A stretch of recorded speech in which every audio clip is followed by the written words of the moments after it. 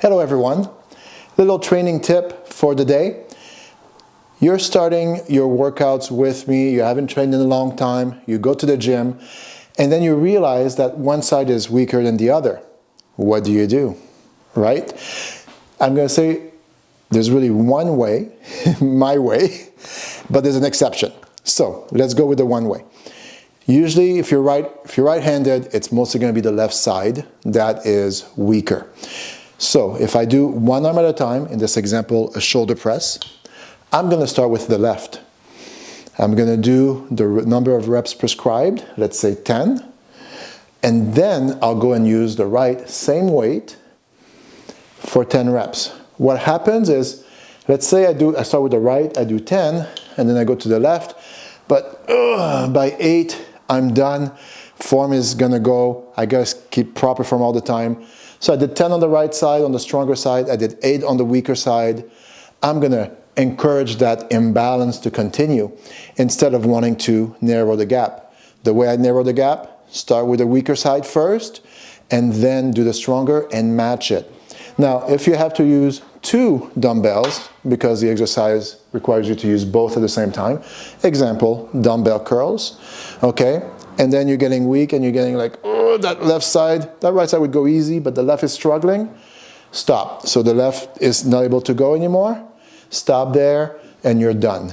Okay, so you are allowing the left to push, to work harder. And for the right, it's easy. You're maintaining, but that left is going to catch up. It won't take long. They'll be fairly close. And it's not always a question of strength. Sometimes it's the central nervous system.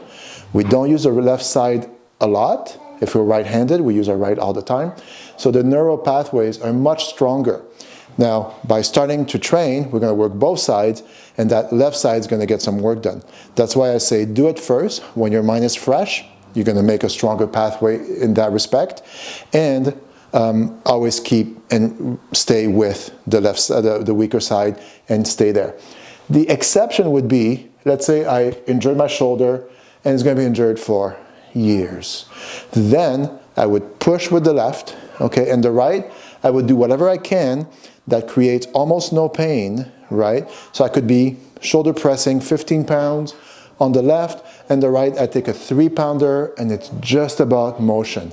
Because I want to move it, and I want to use the joint, but in the pain-free range. And if it's not pain-free, 3 out of 10 is the maximum pain threshold, I would say, to tolerate. Do not go above that. If it's really painful, it's not going to help it heal. But we want to create movement. By moving, I'm bringing blood flow to the area, which carries new nutrients, flushing out the old, and it's speeding up recovery. Okay? If you're injured, however, I recommend message me, talk to me, for me to really coach you on how to do it properly and avoid the injury. If it's just a question of strength imbalance, please follow the instruction of keeping up with the weaker side, and you'll see probably a month or 2, and they'll be pretty much even or very close to. If you have any questions, please send me a message on the training app, and I hope this video was helpful. Thanks for watching.